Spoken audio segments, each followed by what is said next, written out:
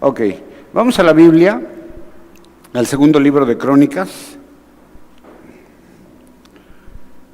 Y hoy vamos a concluir ya toda nuestra travesía por los dos libros de Crónicas. Hoy terminamos, gracias a Dios. Voy a dar el capítulo 35 y 36, que son los capítulos finales del libro de Crónicas. Y terminamos, estamos en los últimos capítulos viendo la vida y hechos de Josías, ¿se acuerdan? Un rey que había hecho todo lo bueno y que había regresado al pueblo con la comunión de Dios. Y terminamos hablando de un hallazgo muy importante que habían hecho, que era ¿qué? ¿Qué habían encontrado? El libro de la ley de Moisés. Lo encontraron, la única copia sobreviviente. Y cuando el rey se dio cuenta, rasga sus vestidos, se duele mucho de que no han estado haciendo los mandamientos de Dios, ni las fiestas de Dios, ni los pactos de Dios, y convoca una gran reunión a todos los príncipes y a todo el pueblo, dice, desde el menor hasta el más pequeño están ahí reunidos, y se ponen a leer el pacto de la ley. Dije yo que probablemente habrían leído Deuteronomio 27 y 28, donde habla de las bendiciones y maldiciones de seguir y no seguir el pacto. Entonces la gente comenzó en un quebrantamiento tremendo y se comprometen con Dios una vez más todos. Ahora vamos a ver cuáles son las siguientes acciones de Josías una vez encontrado el libro de la ley. A partir del versículo 1, capítulo 35, segunda de Crónicas, capítulo 35, vamos a leer a partir del versículo 1, aproximadamente hasta el 19. Josías celebró la Pascua a Jehová en Jerusalén y sacrificaron la Pascua a los 14 días del mes primero. Puso también a los sacerdotes en oficios y los confirmó en el ministerio de la casa de Jehová, y dijo a los levitas que enseñaban a todo Israel y que estaban dedicados a Jehová: poned el arca santa en la casa que edificó Salomón, hijo de David, rey de Israel, para que no la carguéis más sobre los hombros. Ahora servid a Jehová vuestro Dios y a su pueblo Israel. Preparaos según las familias de vuestros padres, por vuestros turnos, como lo ordenaron David, rey de Israel, y Salomón su hijo. Estad en el santuario, según la distribución de las familias de vuestros hermanos, a los hijos del pueblo, y según la distribución de las familias de los levitas. Sacrificad luego la Pascua, y después de santificaros, preparad a vuestros hermanos para que hagan conforme a la palabra que Jehová dada por medio de Moisés. Y dio el rey Josías a los pueblos, a los del pueblo, ovejas, corderos y cabritos de los rebaños, en número de 30,000 y 3,000 bueyes, todo para la Pascua, para todos los que se hallaron presentes, esto de la hacienda del rey. También sus príncipes dieron con liberalidad al pueblo y a los sacerdotes y levitas.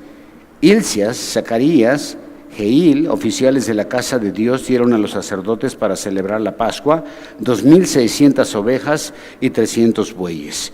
Asimismo, Conanías y Semanías y Natanael y sus hermanos, y Asabías y Geliel y Josabat, jefes de los levitas, dieron a los levitas para los sacrificios de la Pascua 5,000 ovejas y 500 bueyes. Preparando así el servicio, los sacerdotes se colocaron en sus puestos, y asimismo los levitas en sus turnos conforme al mandamiento del rey, y sacrificaron la Pascua, y esparcían los sacerdotes la sangre recibida de mano de los levitas, y los levitas desollaban las víctimas, y tomaron luego del holocausto para dar conforme a los repartimientos de las familias del pueblo, a fin de que ofreciesen a Jehová, según está escrito en el libro de Moisés, y asimismo tomaron de los bueyes. Y asaron la Pascua al fuego conforme las ordenanzas, mas lo que había sido santificado lo cocieron en ollas y en calderos y en sartenes, y lo repartieron rápidamente a todo el pueblo. Después prepararon para ellos mismos y para los sacerdotes, porque los sacerdotes hijos de Aarón estuvieron ocupados hasta la noche en el sacrificio de los holocaustos y de las grosuras. Por tanto, los levitas prepararon para ellos mismos y para sacerdotes hijos de Aarón.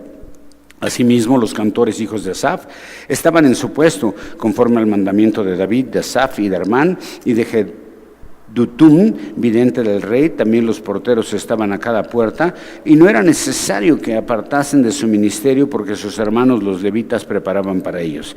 Así fue preparado todo el servicio de Jehová en aquel día para celebrar la Pascua y para sacrificar los holocaustos y sobre el altar a Jehová conforme el mandamiento del rey Josías. Y los hijos de Israel que estaban allí celebraron la Pascua en aquel tiempo y la fiesta solemne de los panes sin levadura por 7 días. Nunca fue celebrada una Pascua como esta en Israel desde los días de Samuel, el profeta, y ningún rey de Israel celebró Pascua tal como la que celebró el rey Josías con los sacerdotes y levitas y todo Judá e Israel, los que se hallaron allí juntamente con los moradores de Jerusalén. Señor, gracias por estos capítulos que son el final del libro de Crónicas. Te pedimos, Señor, que nos ayudes a entenderlos, a ponerlos por práctica en nuestras vidas, las lecciones que podamos aprender, Señor. Y gracias por habernos permitido recorrer todo este libro, Señor, conforme a tu palabra, Señor, en tu doctrina. Gracias, Señor, en el nombre de Jesús. Amén. Bueno, comenzamos con una gran celebración que es la Pascua. La siguiente acción de Josías después de toda la reforma que hizo fue celebrar la Pascua, porque se dieron cuenta que en el libro de la ley tenían que haber celebrado la Pascua y como había sido establecido en la ley de Moisés exactamente, la celebran. Esta era la primera fiesta y la más importante para el pueblo de Dios.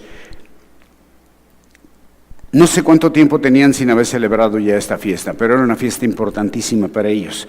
Pero antes de esto comenzó con la reorganización del culto a Jehová en el templo. Volvió a colocar el arca en el lugar santísimo, lo que quiere decir que el arca estuvo por un tiempo fuera de ese lugar y los coatitas, que eran los encargados de cargar, la traían sobre los hombros. Pero saben que ya no vamos a hacer más eso, vamos a restablecer todo el culto a Jehová y entonces el arca tiene que volver al lugar santísimo. Restableció el orden de los sacerdotes, es decir, los turnos de servicio, porque eran muchísimos y se tenían que ir turnando los levitas y sacerdotes y los cantores conforme a la organización o instrucciones originales que había dado David desde un principio a Salomón. ¿Se acuerdan? Ahí lo vimos, lo estudiamos todo eso. Y luego en el verso 6 llegaba el momento, después de haber organizado todo eso, llegaba el momento de sacrificar la Pascua. Para esto debían ser santificados los sacerdotes. Y ya saben que la santificación de los sacerdotes era tomar un lavado de cuerpo completo en el lavabo que habían instituido para ellos. Y después tenían que preparar a todo el pueblo que tomaran ese mismo ritual de purificación que tenía que ver con un baño de cuerpo completo. Y el resto de los levitas también tenían que hacer lo mismo. Todo el pueblo tenía que participar en este lavamiento, los sacerdotes y los levitas, para poder comer la Pascua. Pero lo más interesante es que del verso 7 al 11, el rey dice que dio de su hacienda personal, de su hacienda del rey, dio una cantidad impresionante de animales para la fiesta. ¿Sabes cuántos dio? 30,000 corderos y 3,000 bueyes. Es impresionante, ¿no? ¿Sabes cuánto sería en dinero esto si lo haces ahorita? ¿Cuánto crees que será? ¿Cuánto cuesta cada borreguito? ¿Cuánto? ¿10,000 pesos? ¿3,000? 3,000 pesos cada borreguito. Bueno, 3,000 por 30,000, ¿cuánto es? 3 por 3, 9, ¿cuánto es? ¿900? 3,000 veces 30,000. ¿Ves? Y luego, ¿cuánto cuesta un buey? ¿No tiene precio? Carísimos también, ¿no? ¿Qué? ¿20,000 pesos cada uno? ¿Te late? Bueno, multiplícalo por 3,000. Esto fue lo que dio el rey de su cuenta personal, o sea, de su hacienda. Dijo, yo coopero para la fiesta con esta lana, ¿no? Entonces los dio para la obra de Dios. Es así como si tú agarraras y sacaras un buen billete del banco y luego dijeras, todo esto va para la obra de Dios. Wow, impresionante, ¿no? Todo lo que está dando para la obra de Dios. Y bueno, no solo el rey dio, sino que también los oficiales de la casa de Dios, y se añade que dieron ¿cómo? Con liberalidad. Esa es la forma en que se tiene que dar para la obra de Dios, ¿ves? Si vas a dar a la obra de Dios, da bien, si no mejor no, ¿ves? Porque si das con tacañez, no creas que vas a encontrar bendición de parte de Dios. O sea, tienes que dar con mucho gusto, con liberalidad y con ganas de hacerlo, porque todo es de Dios. Entonces dan otras 5,000 ovejas y otros 500 bueyes. Es una cantidad impresionante todo lo que están dando estos cuates. O sea, todos esos. ¿Por qué? Porque quieren volver a la comunión con Dios, y esta fiesta era la más importante para los judíos. Y sigue siendo una fiesta muy importante, la fiesta de la Pascua. Así es de que, imagínate nada más, ¿no? Ahora, según aquí ya tengo yo 35,000 ovejas y 800 bueyes y 8,000 bueyes, bueno, ya ni sé. Pero todo eso se iba a sacrificar, ¿ves? ¿Te imaginas el trabajo de sacrificar todos estos animales durante los 7 días que duraba la Pascua? La sangre, ¿no? Entonces, ¿cuántos litros de sangre crees que tenga un buey? Porque se tenían que desangrar por completo. ¿O cuántos litros de sangre crees que tenga un cordero? Entonces, imagínate los miles de litros de sangre que se derramaron sobre el propiciatorio y los kilos y kilos de carne que se asó, porque se tenía que asar por completo el cordero, ¿ves? Y la grosura de los intestinos y todo ese rollo. Entonces, imagínate el trabajo que tendrían los sacerdotes y los levitas en ese lugar. ¿Sería una super tarea o no? ¿Te imaginas cómo se vería? Nada fácil, ¿no? Pero imagínate cómo se vería el lugar santísimo con toda esa sangre derramada ahí. ¿Lo puedes ver? Ahí la tapa así del propiciatorio, o sea, la tapa del arca donde rociaban la sangre, y luego la rociaban así en el velo y en las cortinas, y el sacerdote, imagínatelo, bañado en sangre así por completo. Y dicen que, los historiadores dicen que sacaban las cubetas de sangre, y los levitas, lo que sobraba ya no se podía tirar todo, ahí lo tiraban sobre canales. Y cuando se hacía esto en Jerusalén, las Pascuas, dicen que era una cantidad impresionante de animales que se sacrificaba, y que el olor a sangre era pero intenso, ¿no? Entonces, yo no veo la escena. Imagínate su traje de levita, ¿te acuerdas cómo era con su efod y su lino blanco así, su diadema aquí de oro que decía santidad a Jehová y todo? Imagínatelo bañado en sangre así totalmente, ¿no?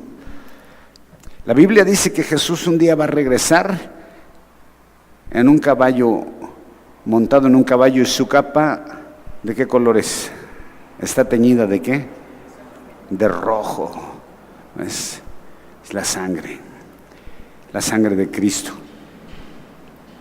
Y así como estos animales daban toda su sangre, Jesús dio toda su sangre, ¿ves? Por cada uno de nosotros. Estos sacrificios se tenían que comer. Así es de que dice el verso 12 y 13 que se tenían que repartir entre las familias para que todos participaran de la celebración. Este era un memorial ¿de qué? Del rescate de Egipto, de la liberación de la esclavitud, y para ellos era algo súper importante, porque era cuando ellos habían tomado carácter como nación. Antes eran unos esclavos. Cuando Dios los saca y establece esto, todo esto tiene que ver con el sacrificio de Cristo.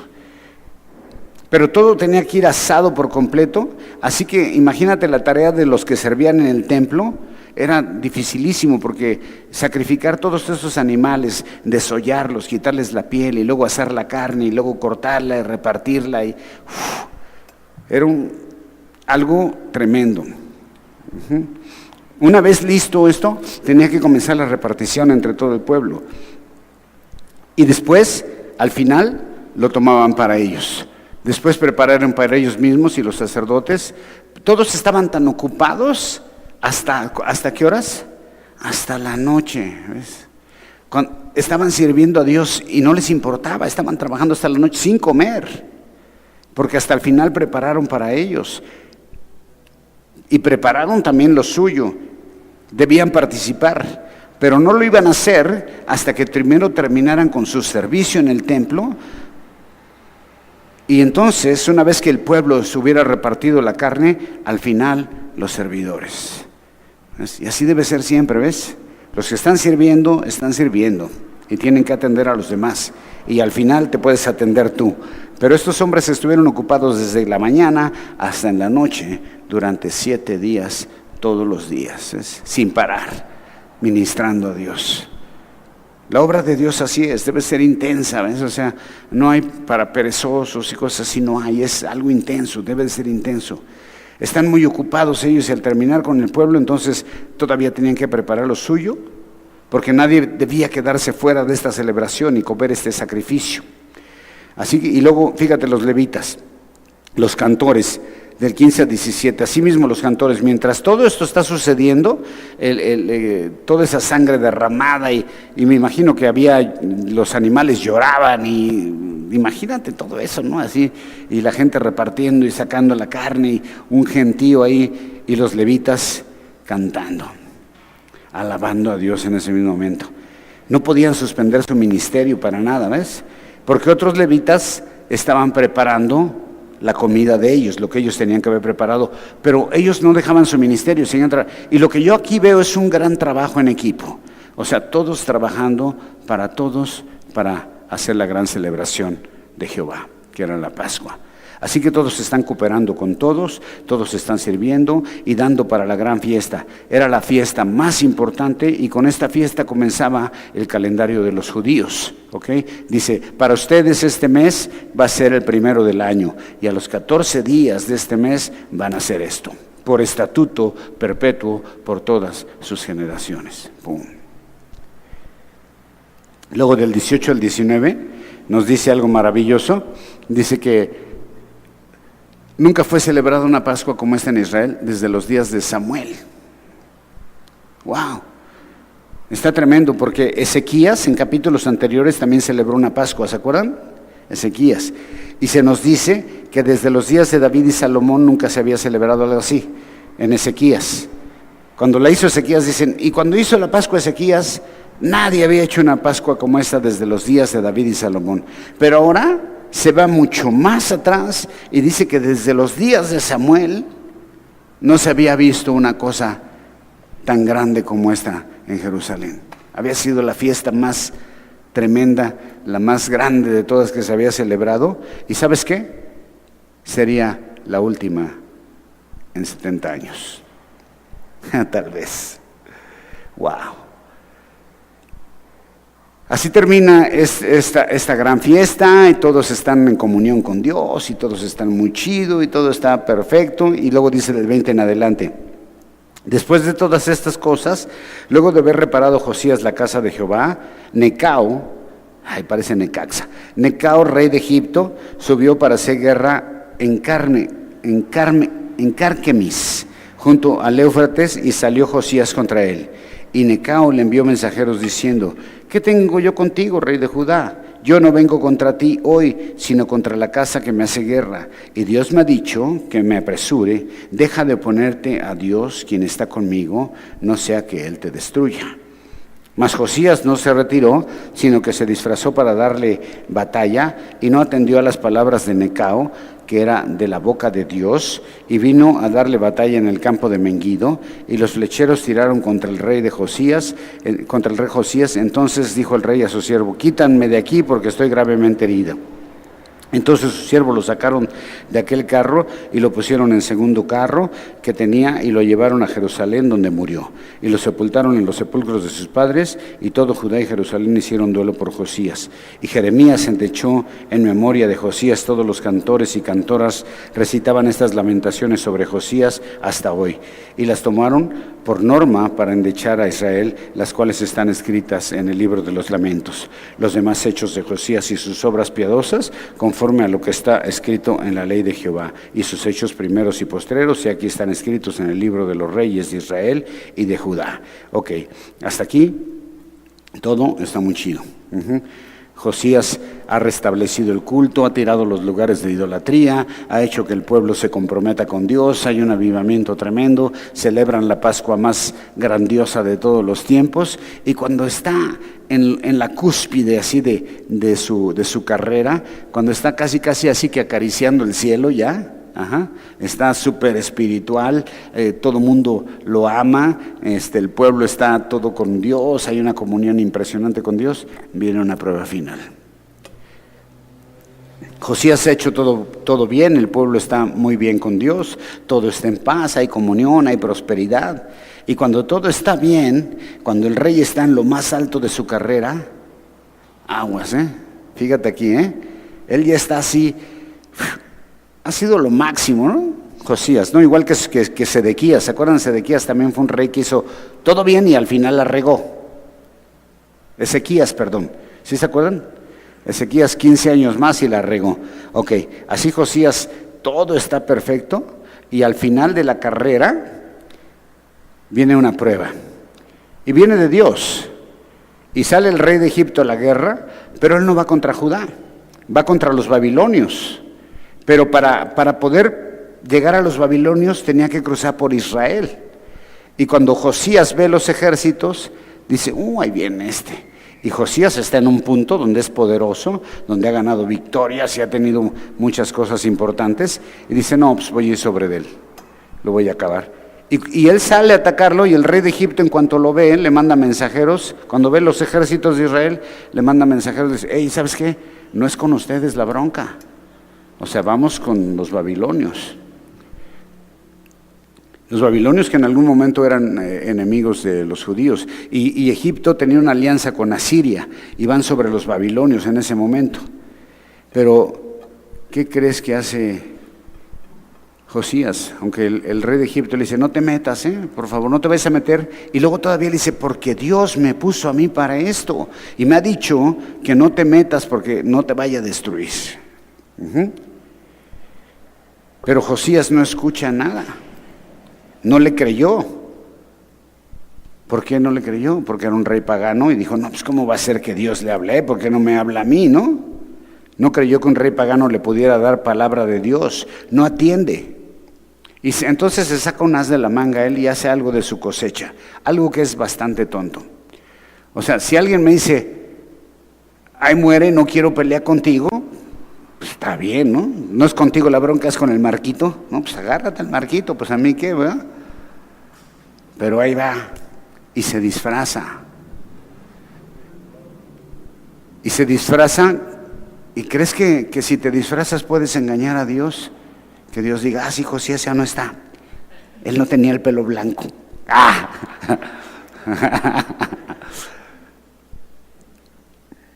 Hace algo tonto. Y si no era con él, ¿para qué se metía? Pero ¿sabes qué? Yo pienso que Josías estaba buscando aún más gloria. Ya tenía mucha gloria. Dios le había dado gloria, le había dado riqueza, le había dado todo, pero quiere un poquito más. Así somos, ¿no? Queremos un poquito más y nos queremos siempre salir de superhéroes. Quiere un poquito más y ahí va. ¿Y qué pasa? Que cuando está en la batalla, ¡pum!, al primero que le dan es a él. Y entonces ahora sí es cuando ya le dice a los del carro, sáquenme de aquí porque me muero. Y lo cambian de carro y se lo llevan en otro carro, lo llevan a Jerusalén y se muere.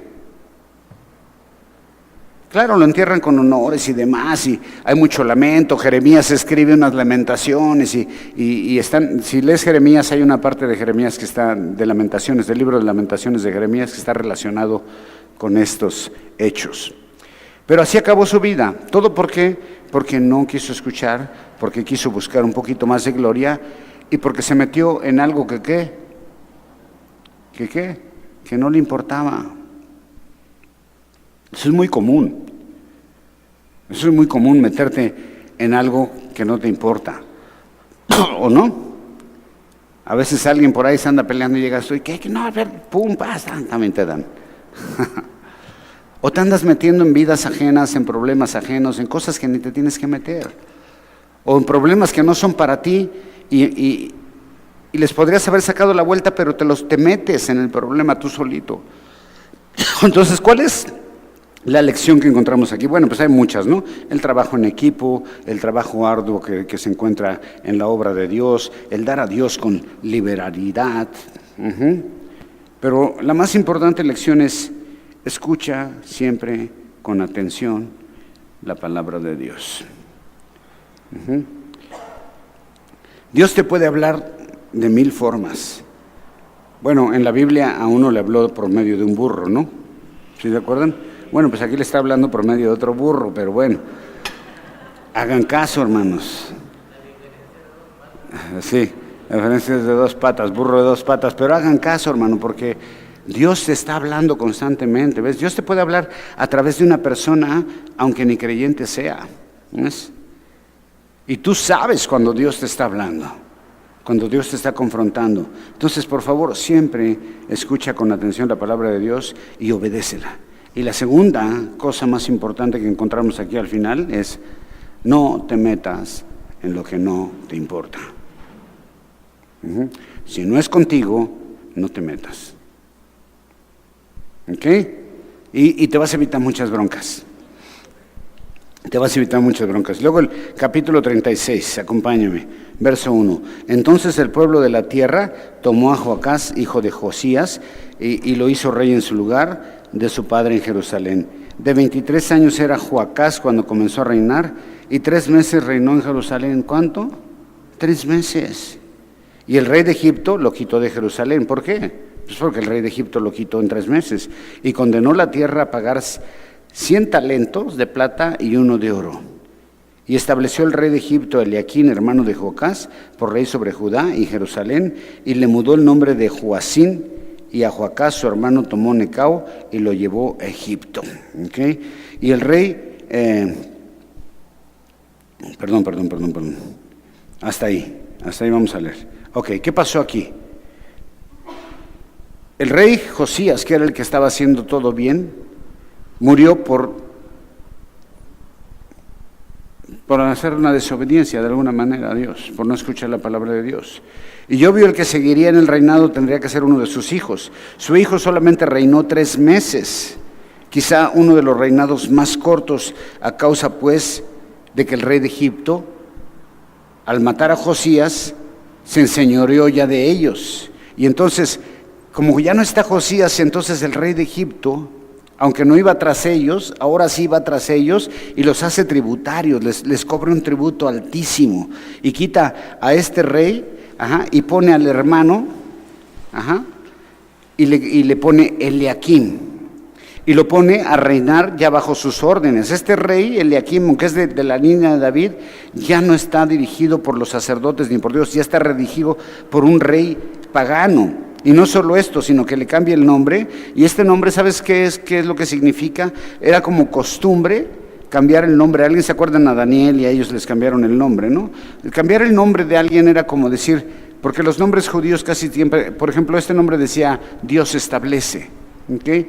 Y entonces casi siempre era cambiar ese nombre para poner un nombre en el cual era un sentido de vasallaje o de humillación y decir, ¿sabes qué?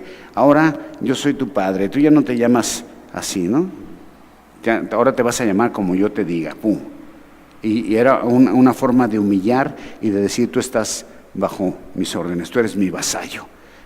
Y al rey Joacás se lo lleva a Egipto, al otro, como prisionero, y todo esto está sucediendo por la decisión que tomó Josías de disfrazarse e ir a la batalla cuando Dios le había dicho que no fuera. Y aquí ya se viene para abajo todo el pueblo, totalmente. Pero según el libro de Reyes, si tú vas al libro de Reyes en este mismo episodio, en el reinado de Joacás y de Josías, en el libro de Reyes, aquí ya comienza la deportación de todo Judá. Ya se empiezan a llevar a todos los hombres fuertes, a los políticos, a los que sirven en el templo, se los empiezan a llevar a todos y solamente dejan a un remanente muy pequeño de gente que no tiene las posibilidades de reorganizarse, ¿no? Gente pobre.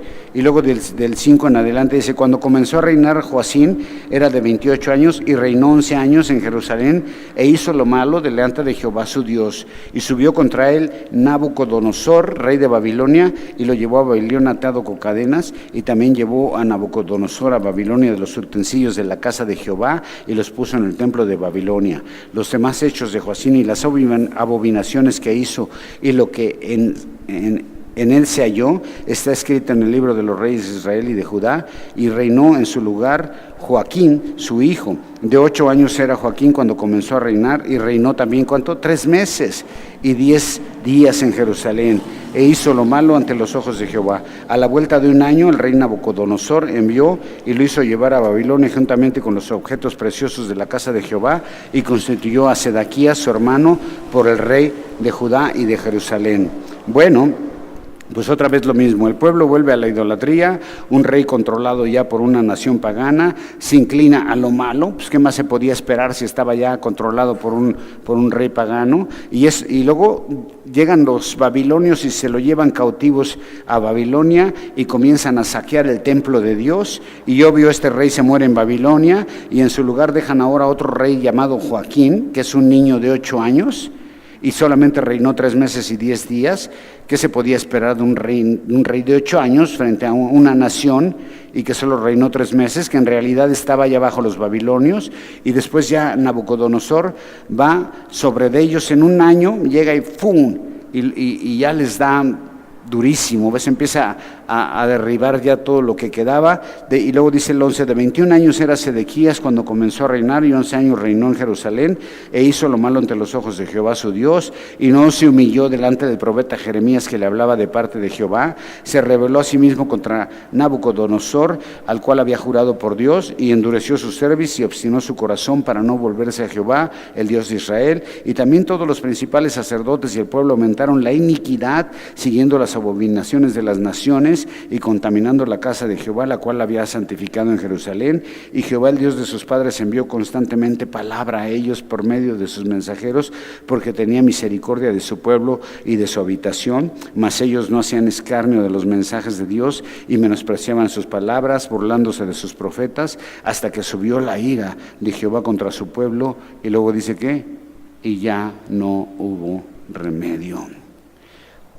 Por lo cual trajo contra ellos a los caldeos, al rey de los caldeos, que mató a espada a sus jóvenes en la casa de su santuario, sin perdonar joven ni doncella, anciano ni decrépito, todos los entregó en sus manos. Asimismo todos los utensilios de la casa de Dios, grandes, chicos, y los tesoros de la casa de Jehová y los tesoros de la casa del rey y de sus príncipes, todo lo llevó a Babilonia. Y mira, y quemaron la casa de Dios, rompieron el muro de Jerusalén, consumieron a fuego todos sus palacios, destruyeron todos sus objetos deseables. Los que escaparon de la espada fueron llevados cautivos a Babilonia y fueron siervos de él y de sus hijos hasta que vino el reino de los persas, para que se cumpliese la palabra de Jehová por boca de Jeremías, hasta que la tierra hubo gozado de reposo, porque todo el tiempo de su asolamiento de reposo hasta los 70 años fueron cumplidos. Mas el 1er año de Ciro, rey de los persas, para que se cumpliese la palabra de Jehová por boca de Jeremías, Jehová despertó el espíritu de Ciro, rey de los persas, los cuales hizo pregonar de la palabra, y también por escrito por todo su reino, diciendo: así dice Ciro, rey de los persas: Jehová es el Dios de los cielos, me ha dado todos los reinos de la tierra, y me ha mandado que le edifique casa en Jerusalén y que esté en Judá. Quien haya de entre vosotros de todo su pueblo, sea Jehová su Dios con él y suba. Ok, Nabucodonosor deja un rey llamado Sedequías. Este se queda 11 años más controlado por los babilonios, así que la agonía del pueblo de Dios, de los pocos que quedan, dura ya en la pobreza y lejos de Dios por 11 años más, y se añade que hizo lo malo en esos 11 años, lo malo delante de Dios, y que no se quiso humillar ante Dios, ante las palabras de Jeremías, que venía cada rato a decirle: rey, agarra la onda, andan mal, se están desviando, va a venir la ira de Dios, se los van a llevar cautivos, va a venir los babilonios, se van a llevar todo, van a destruir. Este rey no escuchó nada, igual que el otro, ¿ves? No escuchó nada, no se quiso humillar delante de Dios. El pueblo se enloqueció por completo, y aconsejado por falsos profetas intenta rebelarse contra Babilonia. O sea, es algo tontísimo. ¿Él qué podía hacer ya contra Babilonia? Ya ni Dios estaba con él, ya no tenía ejército, no tenía pueblo, no tenía nada, y se trata de rebelar contra Babilonia. Endureció su corazón para con Dios y pensó que podría ir contra los babilonios sin Dios, y los sacerdotes y el pueblo se fueron desviando cada vez más, y Dios estuvo enviando profetas y profetas y profetas para hacerlos volver, pero lo único que recibían era burlas, porque ya nadie escuchaba los mensajes. Como muchos de nosotros, se nos exhorta, se nos dice: Nadie creía. Bueno, pues vino ¿qué? Lo irremediable. Despertaron la ira de Dios y ya no hubo remedio. Cuando se acaba la paciencia de Dios, ya no hay remedio. ¿Ves? Así que hasta el ataque final llegan muchos muertos a fila de espada, nadie se salvó, mataron a los jóvenes de la casa del santuario, el templo fue saqueado, destruido por completo, los tesoros fueron a dar a Babilonia, la destrucción fue total y fueron llevados cautivos. Si te fijas en este versículo es muy interesante porque dice...